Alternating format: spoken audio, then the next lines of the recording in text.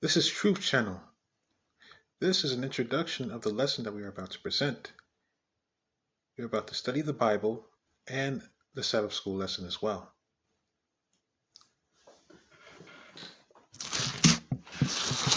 Thank you for introducing the program. That will be very interesting. The program may be broadcast in English as well as French. Today we're going to study the subject uh, pertaining to the Sabbath. Nous allons voir le contour de ce sujet. Nous allons parler du sabbat dans comme institution que Dieu lui-même a établie dès le commencement. Et nous allons vous parler du sabbat en tant qu'institution et aussi en tant que commandement de Dieu pour l'homme. Nous allons parler du sabbat au mont Sinaï. Et ensuite, nous allons vous parler du sabbat dans l'Ancien Testament. Et aussi le sabbat a-t-il été observé dans le Nouveau Testament. Donc nous allons faire le contour, ou si vous voulez le pourtour de ce sujet d'une importance capitale. Donc aujourd'hui, nous allons entamer le sabbat en tant qu'institution de Dieu. Ça nous prendra peut-être quelques bonnes minutes pour débuter, pour introduire ce sujet palpitant d'intérêt.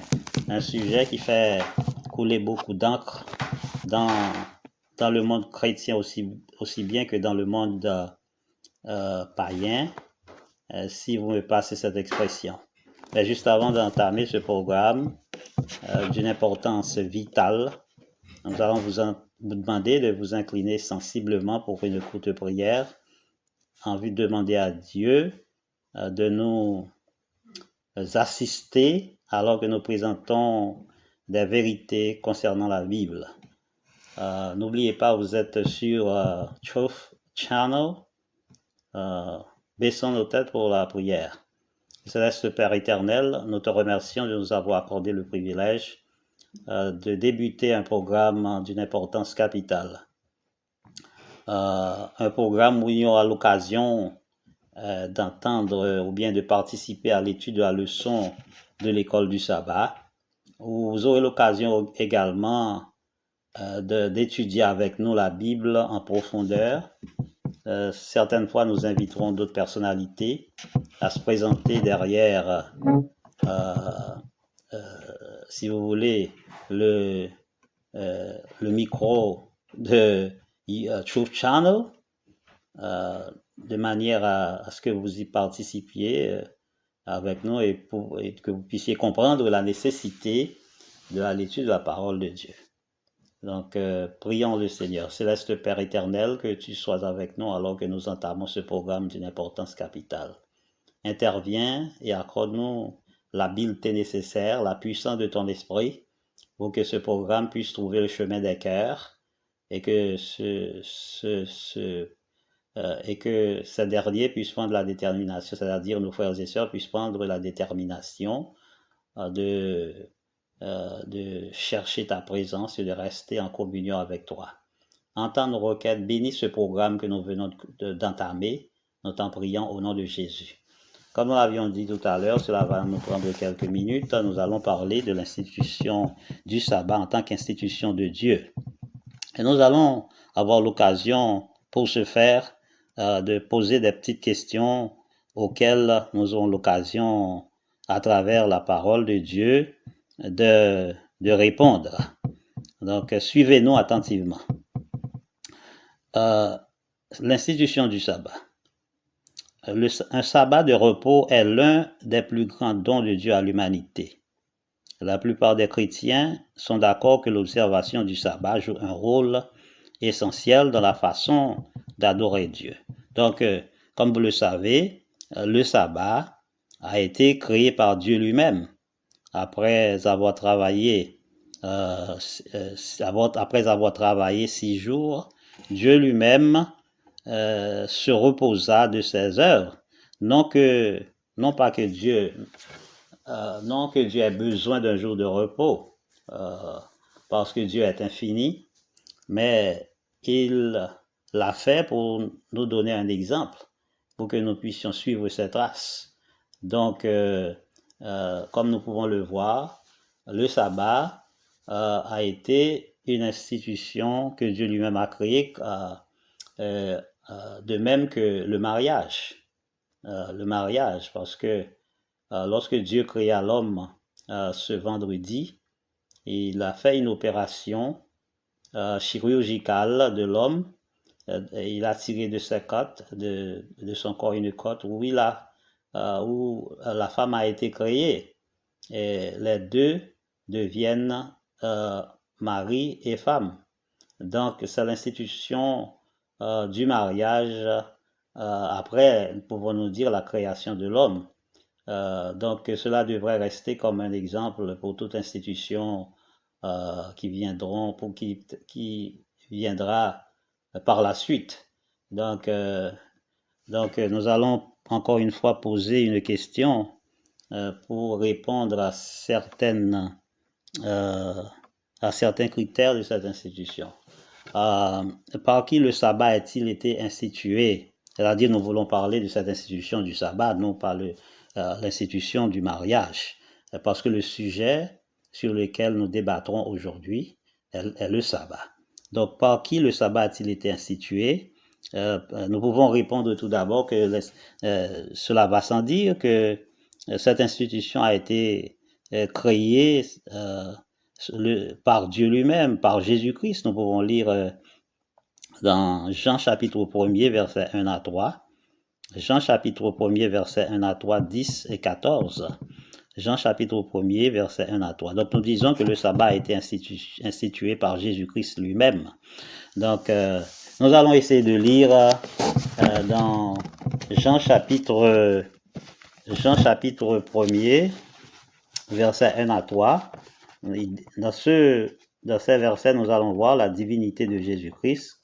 Christ en tant que Dieu lui-même, il est le Fils de Dieu, il est le Logos, il est la parole de Dieu et il est Dieu lui-même. Si vous êtes d'accord avec nous, parce qu'à travers toute la Bible, on voit Jésus-Christ non seulement comme le Fils de Dieu, mais comme Dieu lui-même. Jean 1er, nous allons lire au verset 1 à 3, pour Jean 1er, verset 1 à 3, et nous lisons ce qui suit. Au commencement était la parole, et la parole était avec Dieu, et la parole était Dieu. Elle était au commencement avec Dieu, ça c'est le verset 2, la fin du verset 2, et le verset 3, toutes choses ont été faites par elle, c'est-à-dire toutes choses ont été créées par la parole, le Logos ou Jésus-Christ lui-même, et rien de ce qui a été fait n'a été fait sans elle. Donc s'il y a une chose qui a été créée, quelle que soit la chose qui a été créée, elle a été créée par Jésus-Christ lui-même. Et nous pouvons aller dans Colossiens chapitre 1er et nous allons voir ce que nous venons de faire. Nous allons expliquer tout cela dans d'autres études pour expliquer comment et Dieu et Jésus-Christ et le Fils et l'Esprit de Dieu, ils ont participé à la création. Donc, si nous lisons également Genèse chapitre 1er, verset 1er, nous allons voir ce que nous venons de dire, sans trop discourir sur la question, parce que nous n'aurions pas assez de temps pour cette vidéo que nous sommes en train, ou ce programme que nous sommes en train de vous présenter sur YouTube, sur notre channel Truth Channel. Ok, le verset 3 nous dit, toutes choses ont été faites par elle, et rien de ce qui a été fait n'a été fait sans elle. Rien de ce qui a été fait n'a été fait sans elle. Nous allons lire verset 10 et verset 14. Au verset 10, nous lisons ce qui suit. Elle était dans le monde et le monde a été fait par elle. Et le monde ne l'a point connue. Verset 14. Et la parole a été faite chair. Et elle habitait parmi nous, pleine de grâce et de vérité. Et nous avons contemplé sa gloire. Une gloire comme la gloire du Fils unique venu du Père. Donc, selon ces versets, nous venons de voir que Jésus-Christ est le Fils de Dieu et Dieu lui-même.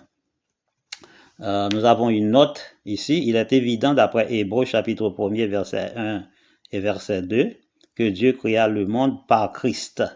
Jetons un coup d'œil sur ce verset parce que nous voulons, parce que le fait que nous disons que le sabbat a été institué par Jésus-Christ, certaines personnes peuvent avoir des questions plus ou moins pertinentes parce que certaines vérités ne sont pas claires pour elles. Donc voyons dans Hébreux chapitre 1er au verset 1er, chapitre 1er verset 1er, après avoir autrefois à plusieurs reprises et de plusieurs manières parlé à nos pères par les prophètes, Dieu, dans ces derniers temps, nous a parlé par le Fils, qu'il a établi héritier de toutes choses. Héritier de toutes choses. Et verset 2. Donc nous voyons ici que Jésus-Christ a été établi par Dieu comme héritier de toutes choses. Et si nous pouvons continuer, par lequel il a aussi créé le monde. Donc c'est à travers Jésus-Christ lui-même est l'auteur, est le créateur du monde et le créateur du sabbat également. Donc il est évident, nous allons reprendre notre idée, il est évident d'après Hébreux verset 1 à 2 que Dieu créa le monde par Christ, puisque Christ était l'agent actif. Il fit le sabbat. Donc nous pensons que c'est clair pour tous ceux-là qui écoutent ce programme combien palpitant d'intérêt, ce programme très intéressant, et nous espérons que beaucoup de ceux-là qui nous écoutent à travers le monde sur YouTube, ceux-là qui nous écoutent comprendront la nécessité de s'attacher à l'étude de la parole de Dieu de manière à bien non seulement le servir, mais aussi à présenter cette parole à tous ceux-là qui ne la connaissent pas encore. Car Jean 8, verset 32 dit, vous connaîtrez la vérité et la vérité vous affranchira. La deuxième question que nous allons poser sur ce sujet, quand le sabbat a-t-il été fait? Quand le sabbat a-t-il été fait? Nous allons voir ça à travers la Bible et nous pouvons tout de suite répondre à la création. Le sabbat a été fait à la création, comme nous avions tenté de vous dire qu'après 6 jours, après 6 jours, au 7e jour, Dieu se reposa et il a créé l'institution du sabbat. Donc nous allons lire en Genèse chapitre 2, verset Genèse, c'est le premier livre de l'Ancien Testament. Oui, c'est le premier livre de l'Ancien Testament.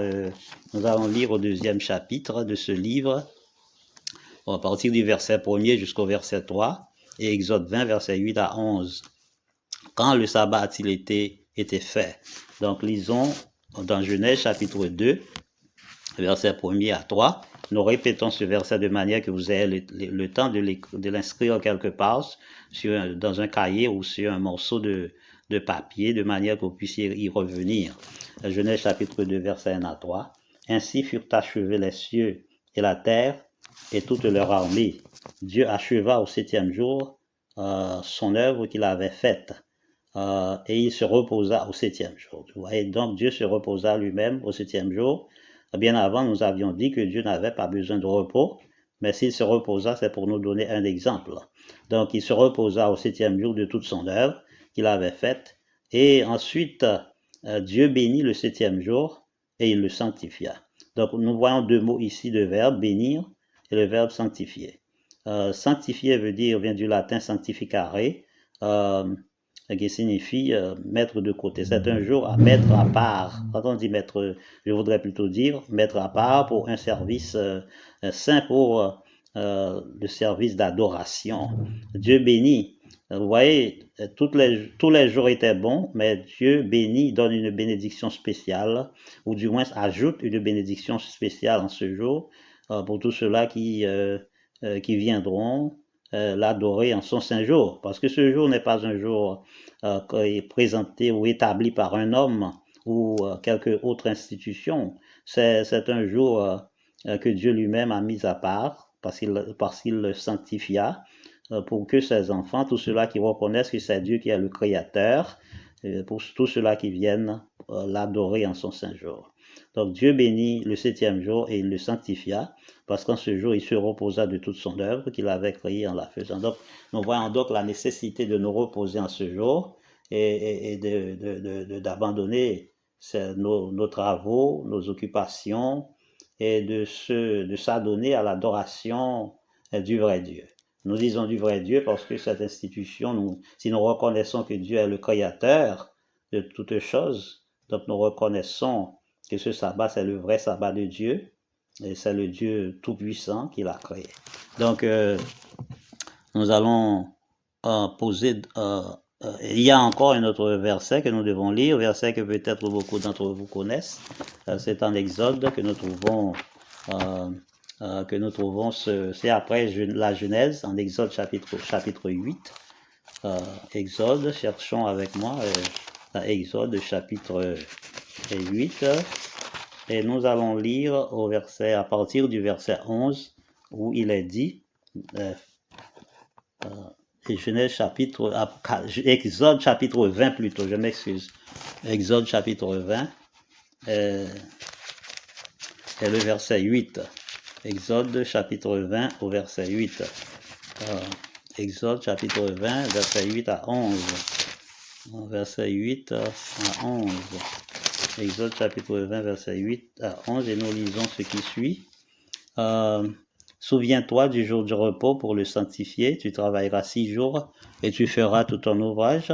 Mais le septième jour est le jour du sabbat de l'Éternel, est le jour du repos de l'Éternel ton Dieu. Tu ne feras aucun ouvrage, ni toi, ni ton fils, ni ta fille, ni ton serviteur, ni ta servante, ni ton bétail, ni l'étranger qui est dans tes portes, car en 6 jours l'Éternel a fait les cieux, la terre et la mer, et tout ce qui est contenu, et il s'est reposé le septième jour. C'est pourquoi l'Éternel a béni le jour du repos et l'a sanctifié. Donc, c'est le commandement du sabbat, le 4e, qui se trouve au cœur de la loi de Dieu que nous trouvons inscrite dans Exode chapitre 20, versets 8 à 11. Donc, ce sont des versets de référence pour ceux-là qui ne connaissent, qui ne sont pas habitués à ce sujet, ceux qui ne sont pas habitués à l'étude du sabbat, à l'étude concernant le sabbat de Dieu. Comment le sabbat a-t-il été fait? L'institution du sabbat a été faite en 4 échelons. D'abord, vous avez le travail, le repos, bénédiction et sanctification. Le travail était un travail créatif et il se reposa parce qu'il était en train de poser les fondations d'une institution divine. Nous venons de lire dans Genèse chapitre 2, versets 1 à 3. Pendant combien de temps la bénédiction de Dieu subsistera-t-elle plutôt sur le septième jour? La bénédiction de Dieu sur le septième jour subsistera à jamais. Nous pouvons lire dans 1 Chroniques chapitre 17, verset 27, vous pouvez prendre ça, la note, je vais répéter le verset. 1 Chroniques chapitre 17, verset 27. La bénédiction ne pourrait jamais être renversée et mise en un autre jour, sur un autre jour. Nous pouvons lire également dans Nombre chapitre 23, verset 19 à 20. De quoi le sabbat a-t-il été fait? De quoi le sabbat a-t-il été fait? Je vais répéter la question, c'est la 5e question. De quoi le sabbat a-t-il été fait? Dieu mit à part un jour pour être le sabbat. Le jour qu'il prit était le 7e jour. Vous pouvez lire dans Genèse chapitre 2, verset 2 à 3. De quoi le sabbat a-t-il été fait?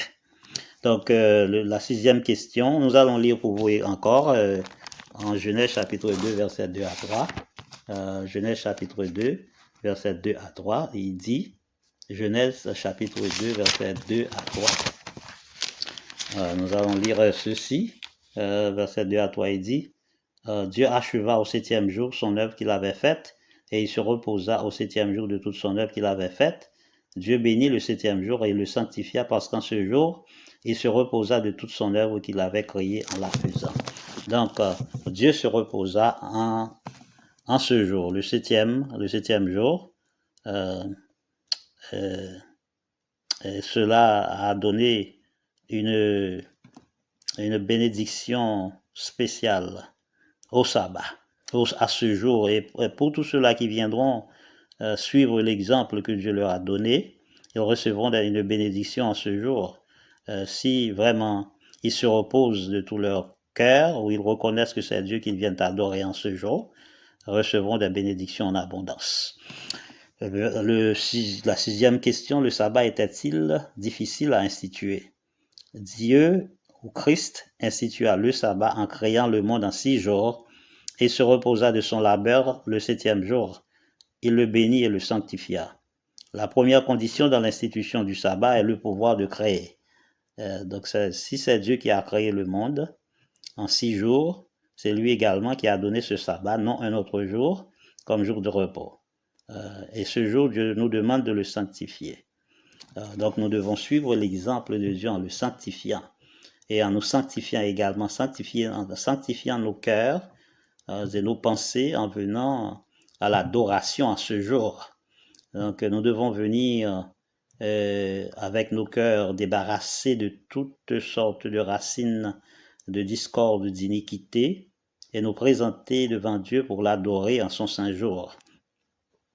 Donc nous pouvons dire que ce jour n'a pas été difficile à instituer parce que Dieu lui-même, c'est Dieu qui l'a créé, et vous savez que rien n'est impossible à Dieu puisqu'il est le créateur de toutes choses, l'univers tout entier et les différentes planètes que vous connaissez ou les galaxies où il y a des milliers de galaxies, et Dieu est au-dessus de ça parce qu'il est omnipotent, omniscient, omniprésent.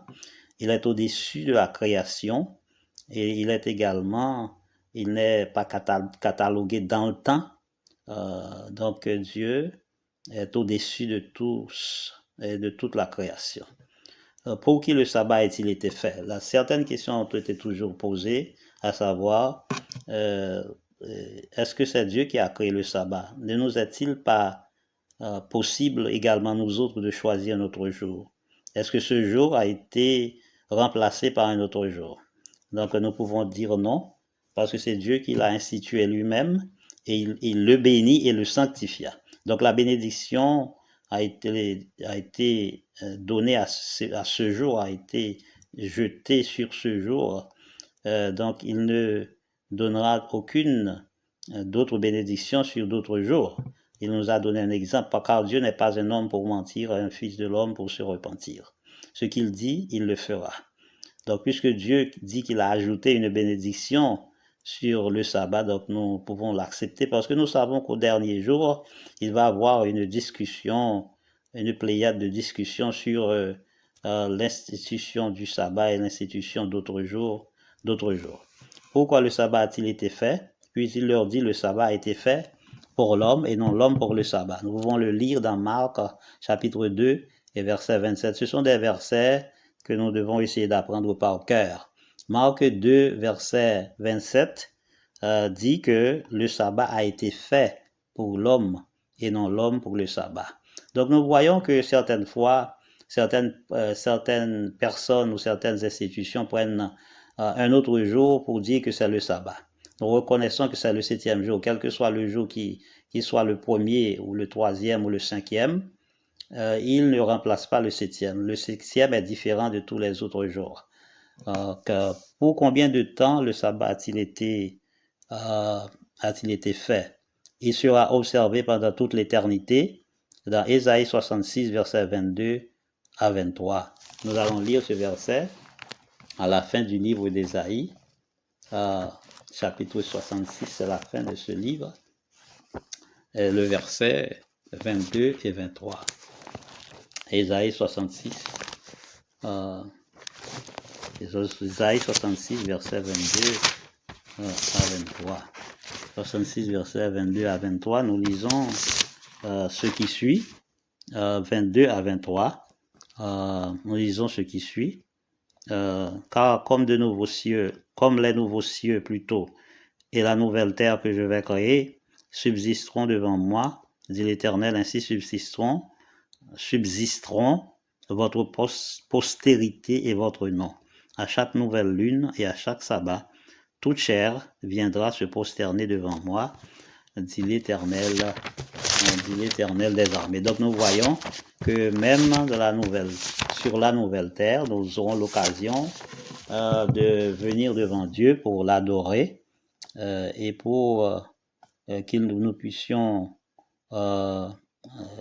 être bénis de lui et le faire constamment chaque sabbat et chaque nouvelle lune. Donc nous devons dès à présent prendre l'occasion d'adorer Dieu en son saint jour, parce que c'est un jour qui existera même dans l'éternité. Donc la conclusion de ce sujet, nous n'allons pas trop durer. Le sabbat de la Bible, le 7e jour, commence au coucher du soleil et se termine au coucher du soleil. Lire Genèse chapitre 1er, versets 5, 8 et 12. Chaque jour de la création commença au coucher du soleil avec les ténèbres, puisque les ténèbres étaient là en premier lieu, et se termina avec le coucher du soleil suivant. Par conséquent, le 7e jour, le sabbat doit être observé d'un coucher du soleil à l'autre, Manifestement, tous les jours étaient comptés d'un coucher du soleil à l'autre. Lévitique 23, verset 32, mentionne la célébration d'un des sabbats cérémoniels, le jour des expiations, et dit qu'il devait être gardé dès le soir du 9e jour jusqu'au soir suivant. Donc nous voyons que le sabbat commence au vendredi soir, au coucher du soleil, et au samedi soir, au coucher du soleil. Donc nous vous disons merci de votre participation. Vous disons merci d'avoir participé à ce programme. Et au revoir à la prochaine occasion. Donc avant de terminer, nous allons faire une prière. Reste Père éternel, en concluant ce programme ce soir, cet après-midi, nous aimerions te demander de bénir tous les participants à ce programme, et de bénir les présentateurs de ce programme, de bénir tous ceux-là qui prendront l'occasion d'adorer Dieu en son saint jour grâce à ce programme. Que tu daignes nous bénir tous, que tu daignes bénir ce programme que nous sommes en train d'entamer. Nous venons à peine de commencer ce programme, que ce programme soit placé sous ton égide et que tout ce qui sera fait puisse être dicté par le Saint-Esprit. Écoute nos prières.